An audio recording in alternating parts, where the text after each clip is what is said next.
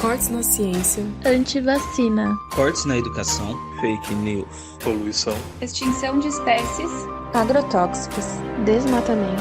Sério Sapiens. Fala Sapiens, tudo bem com vocês? Bem-vindos a mais um episódio do podcast Sério Sapiens, o seu podcast mensal sobre temas variados do universo das ciências biológicas. Eu sou a Gabriela Lê. Eu sou a Gabriela. E eu sou o Renan. Bom, gente, o tema principal desse episódio vai ser sustentabilidade. Algo que a gente pode dizer que está bem falado atualmente, né? Mas será que vocês saberiam dizer exatamente do que se trata a sustentabilidade? Bom, galera, de modo geral, a sustentabilidade ela é uma característica ou uma condição que promove a permanência de um sistema ou de um processo. Ela busca o equilíbrio entre a disponibilidade de recursos e a exploração desses recursos por parte de nós, como sociedade. Não entendeu nada? Calma, Sapiens, calma. Que ao longo dessa conversa você vai entender bem melhor esse tema. Então, como que a gente vai começar? Talvez pela nossa dieta? Eu acho uma boa, mas a galera que tá ouvindo talvez possa se perguntar, mas como sustentabilidade e alimentação podem se relacionar, né? E não é sobre só o que tem no seu prato. Exatamente, Gabi. A alimentação ela vai muito além do que a gente come ou daquilo que a gente não come, né? A chamada alimentação sustentável, ela abrange também as etapas anteriores à comida no prato. Então, o modo de cultivo escolhido, o transporte das fazendas até os mercados, quanto da produção de grão, né, irá chegar ao prato das pessoas e quanto isso irá alimentar a pecuária, por exemplo. É mesmo, toda a cadeia de produção precisa ser considerada, né? Sim. E nisso temos aquela situação em que vamos precisar juntar várias áreas diferentes. Biologia, bioquímica, nutrição, engenharia, gestão ambiental, políticas públicas e por aí vai. A famosa interdisciplinaridade, né? A própria. Mas afinal de contas, adianta a gente ter uma alimentação 100% saudável se durante esse processo é gerado grande quantidade de gases de efeito estufa na atmosfera? Gabi, ou que nesse processo seja usado, né, utilizado uma grande quantidade de agrotóxicos, né, os famosos veneninhos. E a gente sabe, né, o quanto que isso gera de impactos ambientais. Ou que a produção, distribuição e venda desses alimentos seja feita por empresas com atuações sociais e ambientais nada agradáveis. Pois é, né? Esse é um dos casos em que a gente tem que parar e pensar também coletivamente, né? Todas as etapas precisam funcionar em conjunto para que esse processo possa ser considerável de fato sustentável. Com certeza, mas a galera que tá ouvindo pode estar pensando, né? E a tal da sustentabilidade? E aquela definição toda esquisita do começo, né? Para que serve essa tal de sustentabilidade exatamente? Porque se não for assim, a gente vai morrer, basicamente. Essa é aquela mais curta e acho que com mais impacto, né? Sim. Aquela definição. Mas, em outras palavras, a gente precisa garantir que os recursos naturais sejam usados da melhor maneira possível, certo?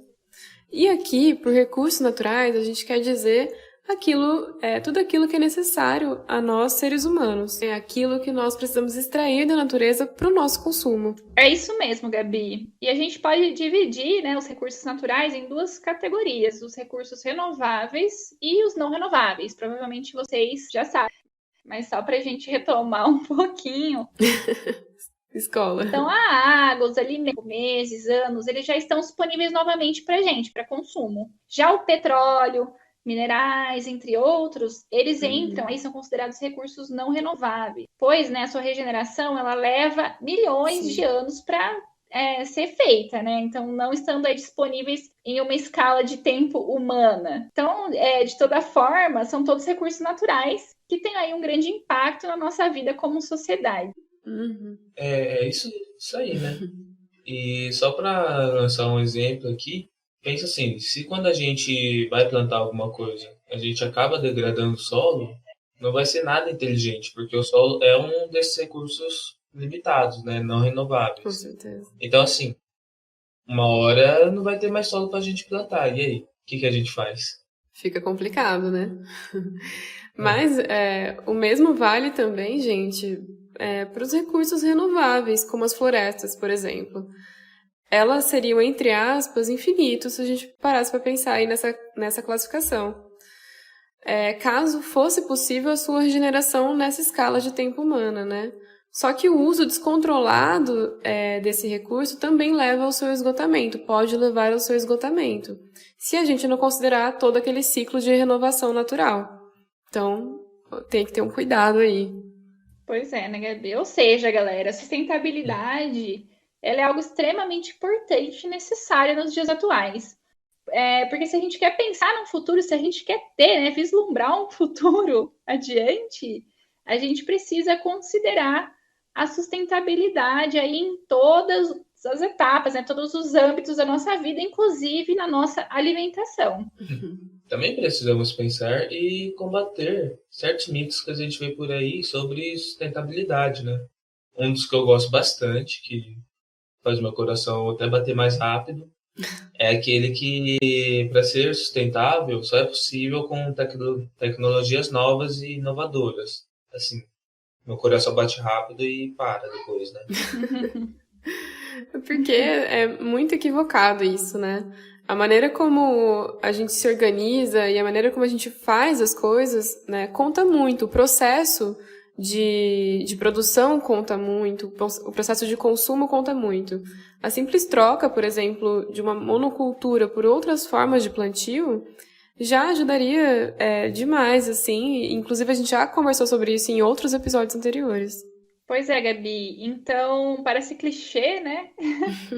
Mas nesses tempos atuais, as pequenas ações, elas são sim necessárias e elas podem ajudar.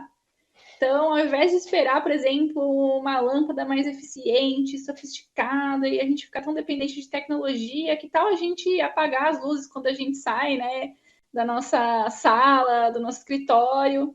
Ou então, antes da gente esperar aí motores mais econômicos, enfim, né, outros tipos de tecnologia, por que a gente não aposta aí em andar de bike, em caminhar um pouco? São pequenas atitudes que são importantes, né? E aqui eu queria fazer um parênteses, né, que a maioria das pessoas deixa, né, a sustentabilidade, vão deixar para ser sustentável depois, ou não vou ser sustentável pelas gerações futuras, porque afinal são as gerações futuras que vão lidar com isso. E na verdade não, né? A gente já conversou sobre isso também, que o nosso tempo aí, né, de tomar uma medida, né, ele tá cada vez mais curto e vai impactar a nossa geração mesmo. Você que tá aqui vivendo nessa terra que é redonda, né? Então, por A quê? gente chegou nesse ponto porque a geração passada quis deixar pra gente. Largou a batata quente na nossa mão. Pois é. E aí, pensando nessa lógica que a Gabi tava falando, né? De mudar alguns hábitos, então por que não comprar alimentos de produtores locais, por exemplo, ao invés daqueles que precisam cruzar o país todo para chegar até a gente, né? São essas ações que a gente está falando aqui que podem ser tomadas sem precisar de novas tecnologias. Podemos concluir, então, que é só um mito mesmo, né? O nosso comportamento já pode mudar muita coisa. Sim. Contudo, essa crença de que a gente precisa de inovações tecnológicas serve de combustível para outros mitos. De que, por exemplo, ser sustentável é caro, porque a gente precisa desenvolver essas novas tecnologias e, portanto, somente grandes indústrias e fazendeiros que poderiam ser sustentáveis, o que também, adivinha, está errado. Pois é, né? O que a gente mais vê aí é a apropriação do termo sustentabilidade, né? Sustentável, principalmente pelas grandes indústrias. É a moda. Então, tomem cuidado, né? Afinal de contas, gente, acreditar em mitos não é saudável, não é? Tá aí o bolsomito pra gente poder confirmar. Eu diria que é bem complicado, né? Bem complicada a situação. Mitos são perigosos. Mas...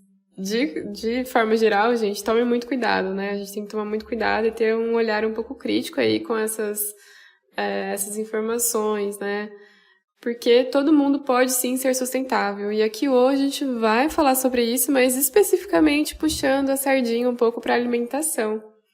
E aí você, né, continuando ouvindo a gente aqui nesse episódio, vai de quebra ser uma pessoa mais saudável e sustentável. Olha só, 2 em 1. E o nosso objetivo aqui é que, no futuro, quando você escutar aquela famigerada frase que o agro é pó, o agro é tudo, que você lembre desse episódio e já fique com aquela pulga atrás da orelha, né?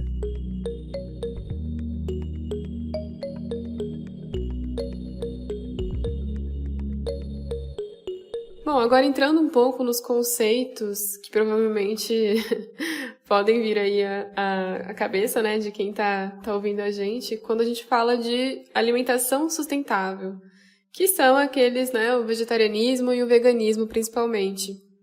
Mas afinal de contas, o que são e qual a diferença entre esses dois termos? Bom, galera, de modo geral, né, dando uma pincelada aí no tempo, o vegetarianismo, ele vai estar mais associado à questão da dieta. Então, as pessoas vegetarianas, elas não consomem carne vermelha, aves, peixes, frutos do mar, mas ainda elas podem manter em suas dietas produtos de origem animal. Pois é, Gabi, mas nada é tão simples assim, né? Sim. Bem-vindos à vida adulta.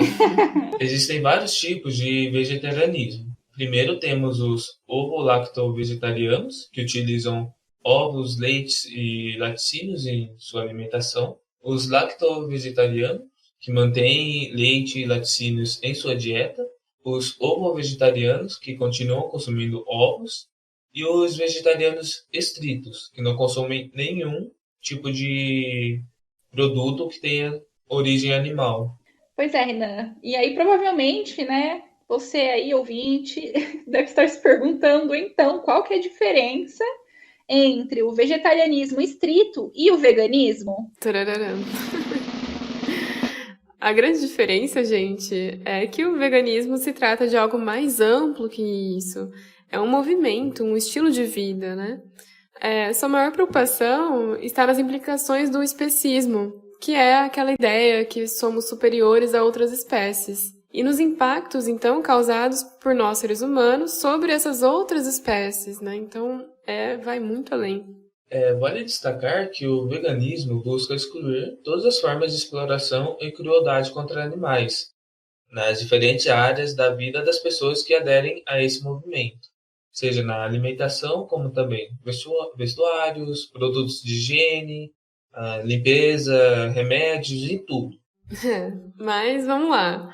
Levando em consideração principalmente a alimentação, para não fazer confusão aí, como será que o veganismo e o vegetarianismo dialogam aí com a questão da sustentabilidade? Vocês têm uma noção? Será que só a restrição à proteína animal já é suficiente para chamar essas dietas de sustentáveis? Bom, galera, e apesar do senso comum, as motivações que levam as pessoas a se tornarem vegetarianas ou veganas são diversas e, em muitos casos, vão muito além das pautas relacionadas aos direitos animais, incluindo também motivações relacionadas à saúde. Gabi, aqui fazendo um parêntese rápido, né? Porque diferente do que muita gente pensa, a dieta que não inclui a carne em si ou produtos de origem animal, ela pode ser adequada em nutrientes e de forma segura, né? Para todas as idades. Então, nada mais do que um mito, né? Pois é, Gabi. E essas motivações também se relacionam muitas vezes com questões de meio ambiente, sociedade, enfim. Sim. Segundo a Organização das Nações Unidas, a ONU, para a Agricultura e Alimentação, a FAO, dietas sustentáveis são aquelas com baixo impacto ambiental, que contribuem para a segurança alimentar e nutricional e também a vida saudável para as gerações presentes e futuras. Sim, e só um exemplo de um desses impactos ambientais da produção de carne e derivados, entenda. 1 quilo de carne, para ser produzido, usamos cerca de 15.400 litros de água. E sim, sabe, se você entendeu certo, 1 quilo de carne para 15.400 litros de água para ser produzido. Nossa, gente, demais. Pois é um dado esdrúxulo, absurdo, né?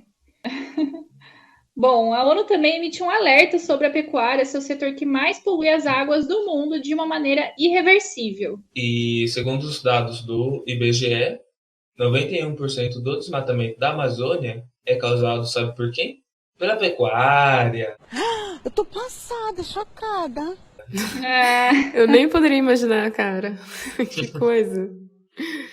E eu acho que por aí já dá pra gente entender como a produção e consumo de carne e seus derivados em larga escala é contrária, né? Ela é oposta à ideia de uma dieta sustentável. Esse tipo de dieta também acaba se mostrando economicamente menos viável por conta de toda a sua ineficiência produtiva, como a gente comentou aqui. Os animais, eles consomem mais proteínas de origem vegetal do que produzem como o alimento em si. Para ter uma ideia, né, dos dados aí, são consumidos de 2 a 10 quilos de proteína vegetal, no caso da soja, para produzir apenas 1 quilo de proteína de origem animal. É muito discrepante. Not stocks. Nossa, sim. Outro dado absurdo, Muito, né? cara. Bom, e se a gente for considerar uma outra dimensão da sustentabilidade, né, a dimensão social, ela pode se relacionar com o vegetarianismo e o veganismo de maneiras aí diferentes. Então, primeiramente, como uma alternativa aí ao cenário de impactos sociais da produção de carne e derivados, a pecuária, se a gente levar em consideração principalmente, né? Então, impactos relacionados ao desperdício de alimentos, né? Por exemplo, proveniente dessa ineficiência produtiva que a Gabi comentou. O que é, gente, inaceitável se a gente levar em consideração o atual cenário de fome, né? Das pessoas, de quantidade de pessoas passando fome atualmente. Para mim no mínimo, nada estratégico, né? Essa distribuição e uso. É burro, né? Você é burro, cara, que loucura. É aquilo, né? Eu não ia falar, mas já que você falou, eu endosso. Nossa, é impressionante isso. E um outro impacto social está ligado ao mercado de trabalho do agronegócio, também incluindo aqui a pecuária. A informalidade dos assalariados rurais chega a incríveis 60%, de acordo com dados do IBGE de 2013, que foi o último ano que teve uma pesquisa sobre esse tema.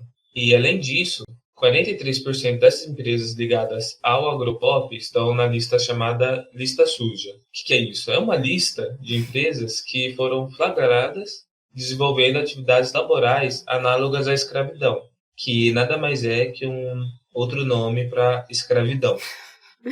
Eles tentam florear, né, as palavras aí para não falar a real, né, do que acontece. É que assim, século XXI você tem que dar uma gourmetizada nos termos, né? Pô. Obviamente. É a mesma coisa de você fazer lockdown e não chamar de lockdown, né, que muitos prefeitos têm feito. Mas, tirando aí, né, esses floreios das palavras, o vegetarianismo e o veganismo, eles também podem se apresentar como uma nova identidade social. Então, vai um pouco além, né? Quebrando padrões históricos culturais que colocaram a ingestão da carne como um sinônimo de elitização e privilégio. Símbolo aí, né, do patriarcado e da masculinidade. E agora vou me chamar de comunista aqui.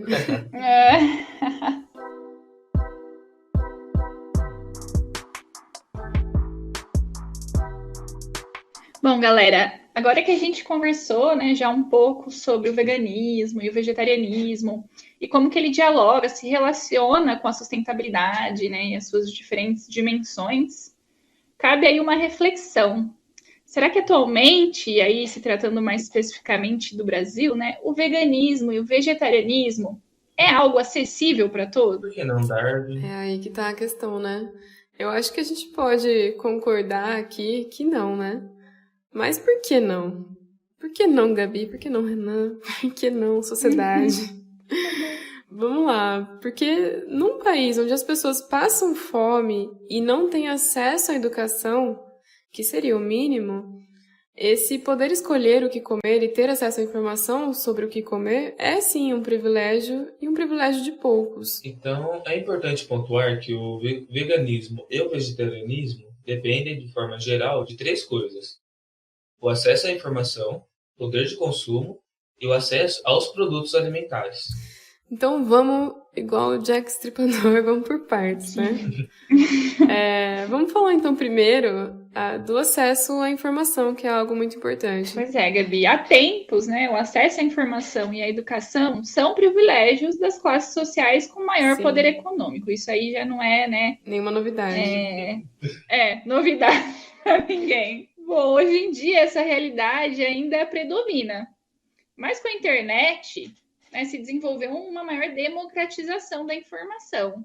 que alcançou aí um maior diálogo com os grupos anteriormente excluídos. E é isso que a gente vem tentando fazer por aqui, né, Sapiens? Então, assim, se você estiver escutando a gente no YouTube, já deixa aquele like. Se estiver no Spotify, no YouTube também, compartilha com aquele amiguinho que tá precisando saber dessas histórias, né? Então, Daquela só um moral, adendo. né? Mas, né, voltando um pouco pro que a Gabi estava falando, né, isso não significa que a maior parcela da população ainda alcance esse tipo de informação. Porque a gente tem que concordar também que uma pessoa que está preocupada em garantir um prato de comida, né, que a sua prioridade é ter acesso a uma comida, ela não tem como prioridade se informar e se educar intelectualmente falando. Tratando de um país como o Brasil, o buraco a gente sabe que ele é bem mais embaixo e esse buraco ele tem se aprofundado, né, ou voltado aí para o fundo do poço nos últimos anos. Pois é, alô desgoverno, né? E, Alô. além disso, filtrar os conteúdos apresentados na internet também exige aí uma certa criticidade, que também não é a realidade de todo mundo, né? Alô, fake news aí também, né? Temos uma eleição para provar isso, né, galera? Aí tá difícil ser brasileiro, né? Tá. Cansada, exausta. E sobre o tal do poder de consumo? Então, Renan, quando a gente vai para esse tema, né, de poder de consumo, quando a gente trata de uma discussão acerca dos padrões de alimentação, a gente precisa levar em consideração que não se trata apenas de uma mudança de hábitos e costumes, né? Mas sim de uma mudança de padrão de consumo. Tá, e daí, né? E daí que alterar o padrão de consumo de quem mal tem poder de consumo é algo muito complicado. É um pouco. E além disso, segundo a Rede Brasileira de Pesquisa em Soberania e Segurança Alimentar e Nutricional, cerca de 19 milhões de brasileiros não têm a segurança alimentar garantida. Ou seja, 19 milhões de brasileiros que não têm dinheiro para comprar o básico da alimentação. Cara, 19 milhões de brasileiros é muita É coisa. surreal esse número. Isso quer dizer que essas pessoas vão comer o que receberem ou o que encontrarem, né? Que vão viver de cestas básicas ou doações, muitas vezes. E não tem, então, esse poder de escolha sobre o que comerem. Isso é muito complicado, gente. Pois é, Gabi. Então, gente, percebam, né, que esse poder de decisão sobre as coisas que deveriam ser simples, como a escolha, né, do que comer, não existe para todas as pessoas, né? Aliás, muitas dessas pessoas não têm esse poder de escolha. Então, como pedir que elas sejam veganas, por exemplo, né? Não dá, pelo amor de Deus. E sobre o último pilar, o acesso a produtos alimentares, Bom, a gente tem que pensar que quando vamos ao mercado, né? Nós estamos realmente escolhendo os alimentos que consumimos? Ou apenas a gente escolhe dentro das opções que já foram pré-estabelecidas pelo local de compra? Porque eu não sei se algumas pessoas já repararam isso, né? Mas os mercados, eles têm ali uma brincadeirinha mental com a gente sobre a locação ali dos produtos. Pois é, isso é algo muito interessante e importante de se pensar e de se perguntar, né? Sim. Bom, mas aí vocês já pararam para pensar que também nem todo mundo tem acesso ao tipo de local de compra que você tem, que eu tenho, que Gabi tem, que Renan tem? nem todo mundo vai ter acesso a um hipermercado cheio de opções de marcas e produtos a qualquer hora do dia e perto da sua casa, né? A gente precisa pensar nos moradores de áreas rurais e áreas marginalizadas, que ficam distante dos centros da cidade, por exemplo. E aí, novamente, né, a gente cai no mesmo desfecho que a gente comentou. Essa pessoa, ela vai consumir, então, os itens alimentares que encontrar disponível para ela. E se puder pagar, né? Sim. E aí, voltando na pergunta que a gente fez inicialmente, né? Então, não, a gente pode concluir que não. O veganismo e o vegetarianismo ainda não são acessíveis a todas as pessoas. E, tendo isso em mente, vamos tomar muito cuidado com aquele discurso que pode soar até elitista na hora de divulgar e incentivar esse tipo de alimentação, né?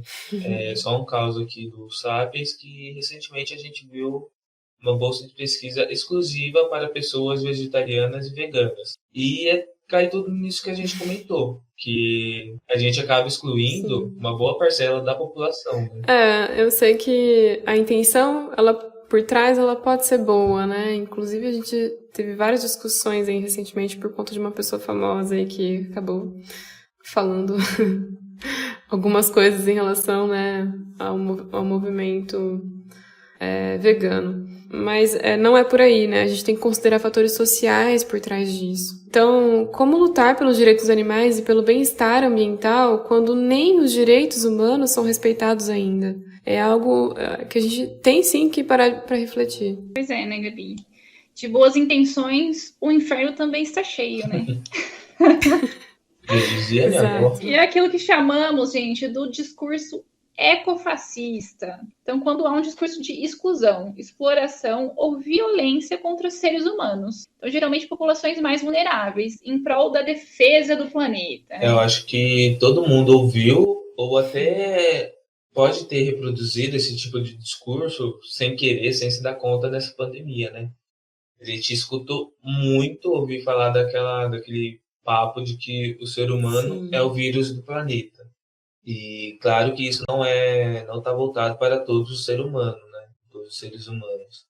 Está voltado para algumas populações bem específicas, vamos colocar desse jeito. Bem E que nem a Gabi falou, tivemos recentemente uma celebridade conhecida como ser a monarca daqueles desprovidos de altura. Você tá querendo falar de mim? Pode falar, tá no livro. Que acabou defendendo testes de medicamentos em populações carcerárias para garantir o direito dos animais. E assim, é complicado esse tipo de conversa, né? E assim, lembrando aqui, gente, que ninguém nasce desconstruído, né? Ninguém nasce com pensamento crítico, né, e tudo mais. Gostaríamos que sim, mas não é assim que funciona. Acho que todo mundo aqui já passou esse tipo de ideia pela cabeça em algum momento da vida, né? Então, ok isso acontecer, mas não é ok a gente não procurar informação, a gente não tentar entender os outros âmbitos sociais que existem, né? E ver as coisas só pela nossa ótica. Isso não é ok. Sim, com certeza. Inclusive, é por isso que eu a acho gente que tá conversando. Groselhar... Exatamente. Acho que groselhar faz parte da vida e a gente tem que levar isso como aprendizados, né? E isso tem que incentivar e motivar a gente a buscar a informação. Todo mundo pode errar. E assim como todo mundo pode mudar também, né? Eu acho que é o mais importante. Com certeza. Essa mudança, ela deve fazer parte, né? Sejamos a mudança que queremos no mundo. É isso aí. Nossa, mas ela tá cheia das frases hoje, né?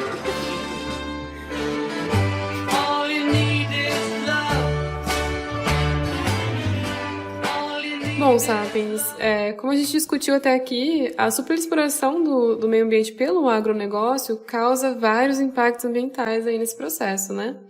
Mas quais seriam esses impactos, então, que a gente está falando bastante? Vamos formar aí o Megazord que o Renan gosta dos problemas. Bom, vamos começar por um ponto bem conhecido, né?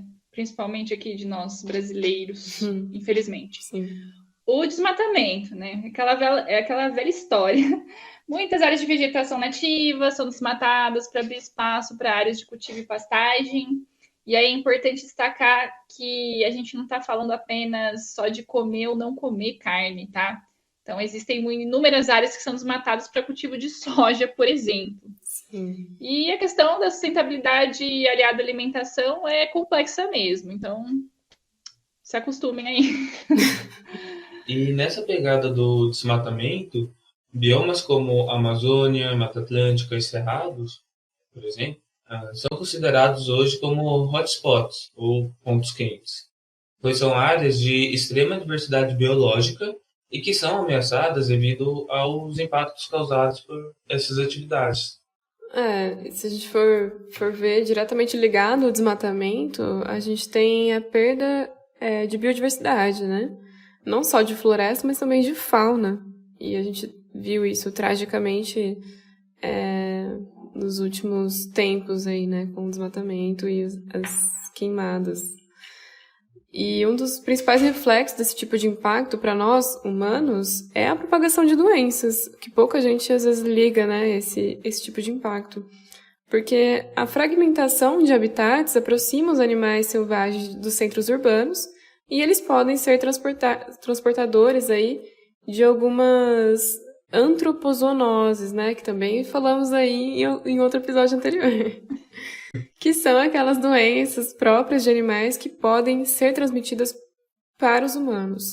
Qualquer ligação com a pandemia não é mera coincidência. Né? Pois é, galera. Não então vale chamar, né, o pessoal que está ouvindo a gente agora para ir lá no nosso episódio sobre pandemias e o percurso da ciência, para saber um pouco mais, a gente comenta sobre isso. Sim. Então, além da propagação de doenças, né, a gente pode citar também a perda de serviços ecossistêmicos, como a polinização, o que inclusive causa perda econômica ao próprio agronegócio, né, o que é burro. Que ironia, né? Que ironia, gente. O agronegócio, então, pode prejudicar o próprio agronegócio. Olha, quem diria, Que né? coisa. Acho que quanto mais a gente estuda essas coisas, mais difícil fica entender o porquê de continuarem nesse negócio de agronegócio, né? Mas outro impacto muito importante é a geração de resíduos ao longo de toda a cadeia produtiva. Resíduos como fezes dos animais, embalagem de agrotóxicos e fertilizantes e tantos outros, que, se não forem descartados ou tratados da maneira correta, vão causar contaminações no solo, na água e no ar. E para fechar essa lista, né? Porque os impactos são tantos aí que poderíamos discutir por horas, né? Daria um episódio aí só de impactos. Aliás, se vocês quiserem, comentem lá nas redes sociais, que quem sabe, né, Gabi? A gente pode falar bastante disso. Dá pano pra manga. Mas vamos focar então. Vamos falar então de mudanças climáticas para acrescentar essa lista. Porque vários cientistas e entidades, como a Embrapa aqui no Brasil, que aliás é uma referência de pesquisa, desenvolveram estudos em 2019 que alertam sobre como os impactos das atividades agropecuárias, em especial o desmatamento, e como elas influenciam as alterações no clima, entre elas o regime de chuva, aumento da temperatura e umidade do ar. Pois é, gente. Falou em desmatamento e chuva, a gente lembra de quê, né? A Amazônia. Então, o bioma amazônico, ele sofre constantemente com a questão do desmatamento, inclusive em terras públicas, né? A partir da grilagem. Inclusive, nosso querido governo tem incentivado a prática, né? Então, esses dias atrás estava em votação a PL 4348, que é problematiquíssima em relação a essa questão da grilagem. E esse desmatamento na Amazônia, ele teve um recorde, bateu um recorde no ano de 2020. A questão importante aqui é, além desse bioma possuir cerca de 15% da biodiversidade de todo o planeta, ele também ajuda a controlar o clima. Né? Não só do Brasil, mas no continente e também no mundo, em escala global. Em outras palavras, Sapiens, sem a floresta amazônica, sem chuvas. Sem chuvas, até as atividades no campo ficam comprometidas. Afinal, como que as plantações vão sobreviver sem água, né? E olha aí o paradoxo do agronegócio. E pode até vir com criações mirabolantes de trazer água de outro lugar, mas, gente, floresta tá ali, é só conservar. Gente, e a gente falou que não é um processo muito fácil, né? E eu já ouvi bastante, né, esse discurso de tipo, a tecnologia vai resolver tudo. Na verdade, não, né? Quando a gente pega um ecossistema, ele é muito complexo para você inserir uma tecnologia apenas e só aquela tecnologia desencadear todas as relações que existem naquele ambiente para ter aquele local desempenhando, né, as suas funções ali de recursos que a gente extrai. Então não é tão simples assim, gente. É igual quando eu ouvi que bastava você criar uma abelha mecânica e aí não tem problema extinguir as abelhas. Eu fiquei assim, aquela mind blow, né? Qualquer semelhança com episódios do Black Mirror é mera coincidência. Não sei. Eu queria viver nesse mundinho desse pessoal, viu? Pois é. A Gabi tá lendo minha mente hoje. Bom, mas agora que a gente montou esse megazord aí dos impactos, né? Temos uma questão aí para resolver. Para responder, na verdade. Então, tem que acabar com o agronegócio? Ele é o grande mauzão, né? O grande vilão de tudo? tem que acabar, então, com todas as atividades agrícolas? Será? Bom, acho que seria impossível, né, galera? Mesmo porque o agronegócio, ele representa muito do PIB brasileiro. Sim. O que a gente quer sugerir aqui é uma mudança de hábitos. E isso, sim, é possível e também viável. E além dessa mudança de hábitos que a gente vem discutindo desde o começo do episódio, não custa nada lembrar também da mudança política, né? Acharam que a gente não ia falar de política hoje. Não tem como escapar.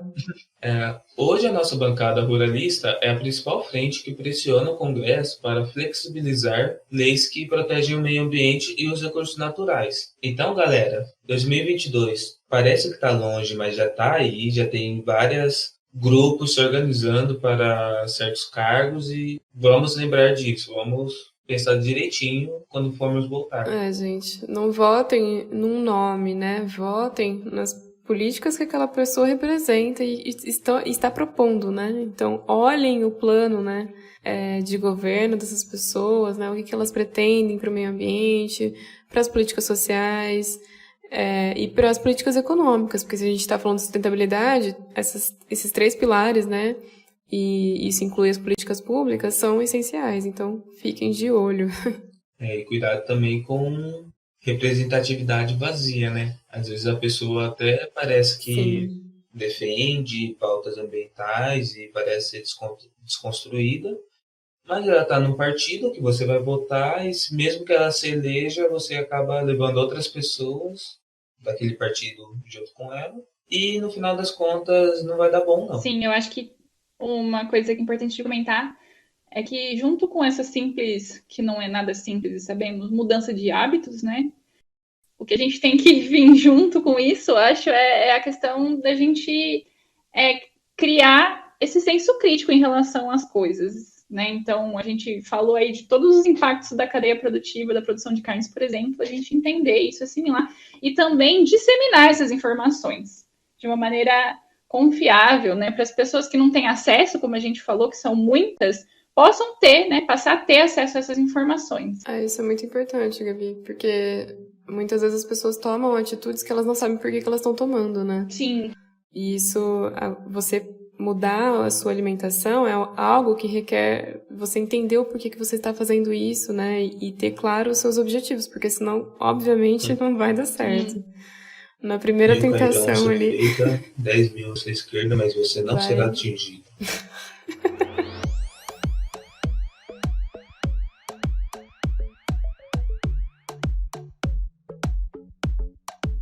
Bom, e dito tudo isso, né, acho que ficou claro que a sustentabilidade não é discutida apenas porque está na moda, ou porque é novidade, né? E quando a gente fala de ser mais sustentável, né, muitas pessoas aí podem entender que a gente está falando apenas de práticas relacionadas ao meio ambiente, correto, Sapiens? Errou! Errou!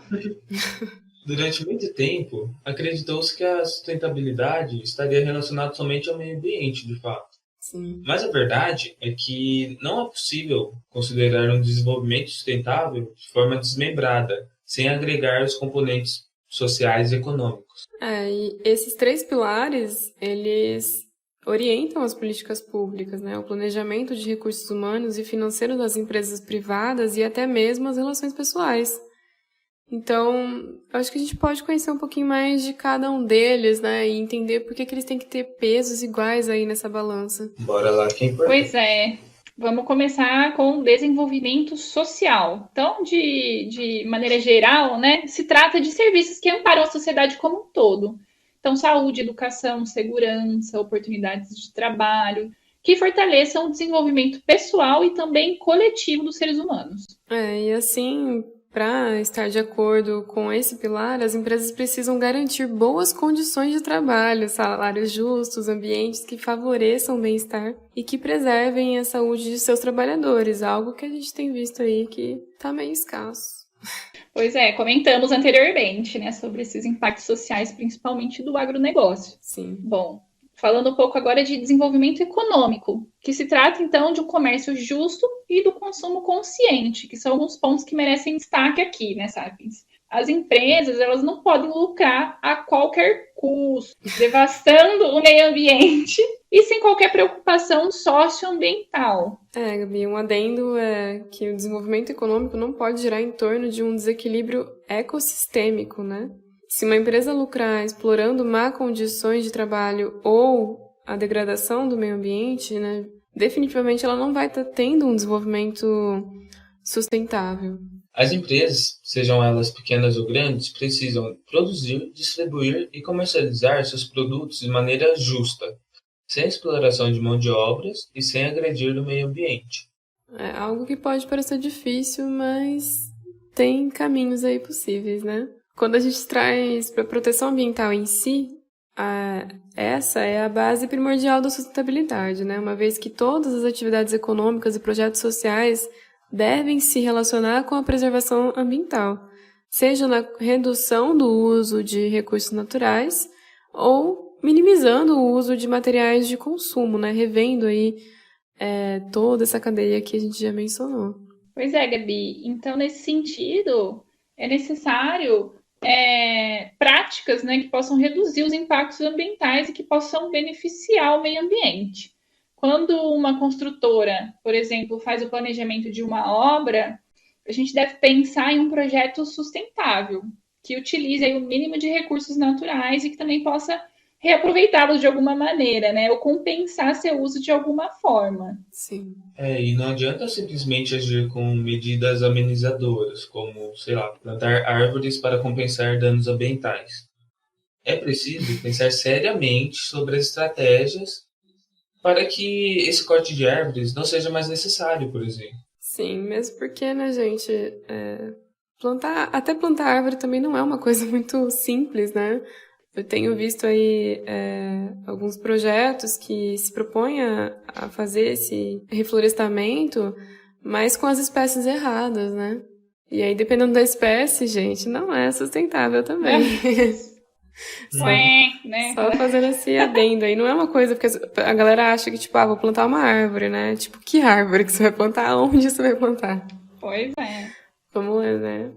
Pequeno cuidado aí. E vale deixar claro também que não é necessário ser um empresário para seguir esses 3 pilares, né, que a gente está comentando. Todo mundo é capaz de contribuir para atividades mais sustentáveis. A responsabilidade pela aplicação dessa prática da sustentabilidade dentro e fora de casa é de cada um, né, de cada cidadão, de mim, da Gabi, do Renan aqui, de todo mundo que está ouvindo aí o podcast. Pois é, gente. E a gente pode começar observando, por exemplo, em como a gente economiza água ou energia, né? Como reduzir a produção de lixo em casa, optando sempre por recicláveis, fazendo o descarte correto dos resíduos, enfim, pequenas atitudes. E evitar aí o desperdício de alimentos. Dê aí preferência, então, para frutas e verduras ao invés de industrializados, né? Eu sei que a gente, na pandemia, tem aumentado aí um pouco de consumo de alimentos industrializados, mas talvez a gente possa ter um certo cuidado e repensar esse hábito, né? Uma outra coisa seria fazer compostagens, que pode parecer difícil, mas não é, gente. Você tem várias empresas que já trabalham com isso, né? A Minhocaria aí, que já esteve aqui no episódio, é uma delas. Alô, Minhocaria. Um abraço. Procurem eles, que eles são muito legais, assim. E utilizar o carro menos vezes por semana, ir de bike ou ir a pé se você mora perto do trabalho. Então, são pequenas coisas que fazem grandes diferenças, né? E o clichêzão, mas é real. Escolha também marcas que utilizam matérias-primas de maneira consciente, que buscam reduzir ou substituir seus processos que sejam poluentes ou que não testem seus produtos em animais. Também não podemos esquecer de citar a diminuição no consumo de carne, que a gente vem falando, faz muita diferença para o planeta. Faz muita diferença. Eu acho que essas pequenas atitudes, elas também são uma forma da gente pressionar o sistema, né? Então, se a gente quer ver uma mudança, principalmente se tratando do capitalismo, essa mudança de hábitos que parece uma coisa clichê e simples, é uma forma, sim, da gente atuar para poder mudar essa realidade. Se a gente for ver o capitalismo, né, principalmente ele quer o quê? Vender um produto, né? Tudo é um produto. E ele precisa Lucro, então, e para vender esse produto, ele precisa de um consumidor. Então, na verdade, quem manda, né, quem coloca as regras pode ser sim o consumidor. Então, a gente tem visto, por exemplo, carnes com base vegetal, né, não mais animal, surgindo no mercado. Sim. Vários produtos de origem vegetal estão surgindo por quê? Porque o número de consumidores desses produtos aumentaram, né? E uma forma de baratear, né, esses custos desses produtos é justamente mais pessoas consumindo produtos com menor impacto no ambiente, né, socioambiental. É isso aí, Sapiens. O poder tá com vocês. Power to the people. Isto aí. Bem isso.